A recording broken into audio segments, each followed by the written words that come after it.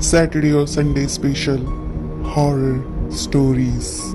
कल्पनाओं की कहानियां जिंदगी के पन्नों पर, क्योंकि मैं कहानी हूं। आज की हॉरर कहानी है आखिरी ट्रेन। जब आप किसी सफर पर निकलते हैं तो इस बात की बिल्कुल भी गारंटी नहीं होती कि आप उस सफर से सही सलामत वापस लौटेंगे भी या नहीं। बल्कि ये कहें कि अगर आज की डेट में अगर आप अपने घर से निकलते हैं तो इस बात का कह पाना ही बहुत मुश्किल है कि आप सही सलामत वापस आएंगे या नहीं। क्योंकि आज की डेट में लोग इतने शॉर्ट टेम्पर्ड हो गए हैं कि दूसरे लोगों की कहीं बात लोग बर्दाश्त नहीं करते। खैर, ये तो आम बात है और बहुत ही बहस का विषय भी है। ऐसा ही एक दिन मेरे कॉलेज का हमारे बीच में एक बात को लेकर बहस हो गई कि भूत प्रेत होते हैं और भूत प्रेत नहीं होते हैं। मेरा दोस्त अजय जो इस बात को मानता था और मैं मोन्टू जो इस बात को बिल्कुल नहीं मानता था, क्योंकि आज तक उसने जो भी बातें की थी वो सब की सब हवा में थी और मैं उसकी बातों में अब और नहीं आने वाला था। लेकिन उसने भी कच्ची गोलियां नहीं खेली थी। उसने फिर एक बार मुझसे बहस की और कहा, देख मोन्टू, मैं तेरे लिए ये लास्ट बार बोल रहा हूँ और उसके बाद फिर मैं ये बात कभी भी नहीं कहूँगा। मैंने भी मजाक में उससे कहा, क्यों तू मरने जा रहा है यार? क्या है जो आज के बाद मुझे परेशान नहीं करेगा? इतना सुनकर अजय जोर जोर से हंसने लग गया और अचानक से अपनी हंसी को विराम लगाते हुए कहता है, तूने वो पड़ोस वाले गांव का नाम तो सुना है ना? अभी तक मुझे कुछ हॉरर नहीं लगा था तो मैंने भी हामी भर दी और कहा कि हाँ, आगे बता, क्या बात है? अब अजय ने बात को आगे बढ़ाते हुए कहा, देख मोन्टू, कहता है उस गांव के रेलवे स्टेशन पर आधी रात को एक ट्रेन आती है जो कि हॉन्टेड है। उस ट्रेन को कौन चलाता है, उसमें ऐसा क्या है, क्या वाकई में वो भूतिया है या नहीं, इन सब सवालों का जवाब देने के लिए आज तक कोई नहीं बचा है और ना ही उस समय वहाँ कोई रुकता है। अब अगर तुझे इतना सुनने के बाद भी डर नहीं लगा तो ये चेक करने के लिए तू वहाँ जाएगा और पता करेगा कि मांजरा क्या है। पर सोच ले, इसमें तेरी जान का खतरा भी हो सकता है कि तू वापस ही ना आए। अरे तू ना आ जाए, मुझे चैलेंज भी देता है और फिर चेतावनी भी दे देता है। अब तू ही बता, तुझे करवाना है या नहीं? देख भाई, मैं तो रेडी हूँ चेक करने के लिए।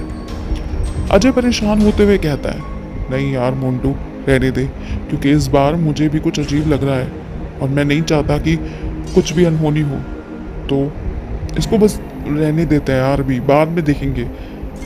पता नहीं, मुझे कुछ अच्छा नहीं लग रहा। मैंने अजय को हंसते हुए कहा, अरे यार इतना से डर गया तू? कुछ नहीं होना यार किसी को भी। देख, तूने आज कहा तो आज ही करेंगे और इससे कंफर्म भी करेंगे ना कि मांजरा क्या है उस ट्रेन का। देख, अगर तुझे डर लगे तो तू मत चल साथ में, मैं अकेला चला जाऊंगा। मैंने भी मजे मजे में उसके हाथ में पास की झाड़ी में से एक फूल तोड़कर उसे दे दिया और कहा, अगर मुझे कुछ हो गया तो ये फूल मेरे फोटो के आगे चढ़ा दियो। और हाँ यार, तू रोता हुआ बहुत बेसुरा लगता है, तो मेरे मरने की बात रोना तो बिल्कुल भी नहीं। और इतना कहकर मैं उसकी बात पर जोर जोर से हंसने लगा। अब इतना कहकर मैं उस रेलवे स्टेशन की तरफ रुक गया। रात के लगभग 12:30 बजे होंगे। मेरे मना करने के बावजूद भी अजय मेरे साथ आया, लेकिन वो बाहर ही खड़ा रहा। उसने मुझे उस स्टेशन पर अंदर जाने से पहले मुझे एक बार जोर से गले लगा लिया और कहा, देख भाई, तो कुछ भी हो बस जोर से चिल्ला देना और मैं आ जाऊंगा।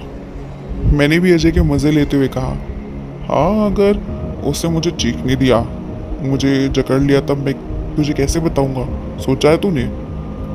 अजय भी बहुत होशियार था, उससे तुरंत ही कहा, अगर बोलने नहीं देगा और जकड़ लेता है तो तू ये अलार्म, बस तुझे कुछ नहीं करना, उसे बस अपने हाथ में लेकर चलना और अगर कुछ भी ऐसा लगे या दिखे तू अपनी बात मुझे नहीं बता पा रहा है तब इसे बचा देना और मुझे पता लग जाएगा और मैं आ जाऊंगा। अब उसने वो मीटर जैसे जैकेट में डाल दिया और मैं भी बिना कुछ सोचे आगे बढ़ गया, क्योंकि मुझे पूरा यकीन था कि ऐसा भूत जैसी कोई चीज़ नहीं होती। बस बेफिक्र होकर आगे बढ़ा। अब जैसे ही मैं अंदर गया तो वाकई में वहाँ एक ट्रेन खड़ी थी जो देखने में काफ़ी टूटी फूटी सी लग रही थी। उसकी विंडोज़ लगभग खराबी थी और एक अजीब बात लिखी थी उस पर, वो थी अंतिम यात्रा। ये देखकर तो मैं एक बार को सच में मेरे तोते उड़ गए थे। लेकिन मुझे अभी भी तक डर नहीं लग रहा था। मैंने उस ट्रेन में चढ़ने के लिए अपने पैर उसकी लटकती सीढ़ियों पर रखा। उस समय तक भी कुछ नहीं था और ये बात मुझे आज भी अच्छे से याद है कि उस ट्रेन पर जाने से पहले मुझे चिंगुर का शोर आसपास से आता वो हल्का हल्का शोर सुनाई पड़ रहा था। लेकिन ट्रेन में जाते ही अचानक से सब बंद। एक बार तो मुझे लगा कि शायद मेरे कान बंद हो गए, लेकिन नहीं, ये तो वाकई में ऐसा ही था।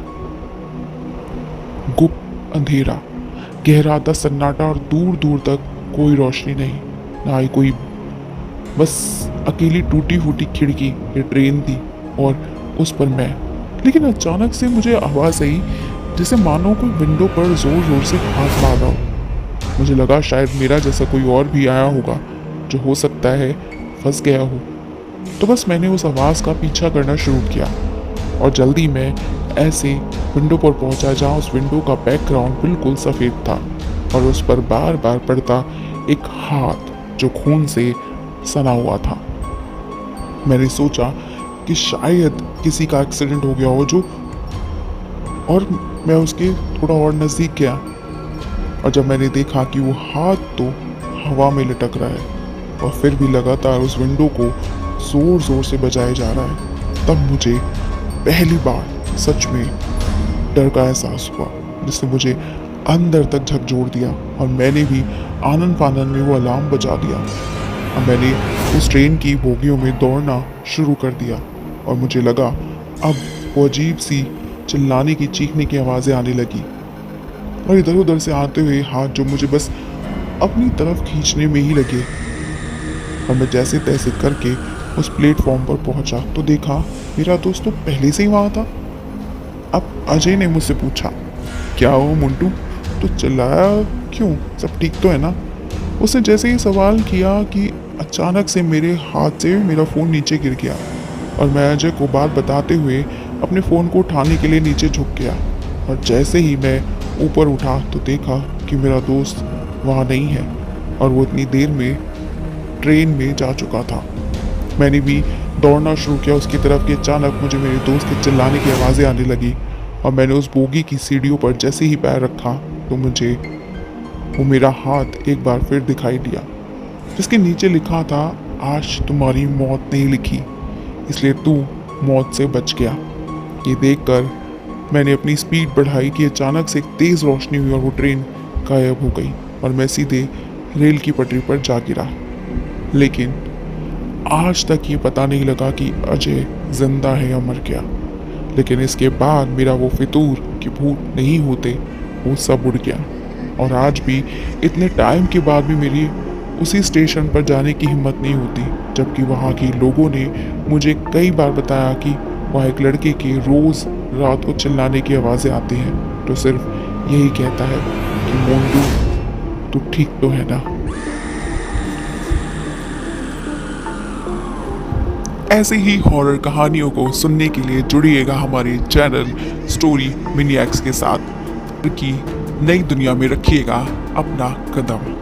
तो आज ही सब्सक्राइब कीजिए हमारे YouTube चैनल स्टोरी मिनियक्स को।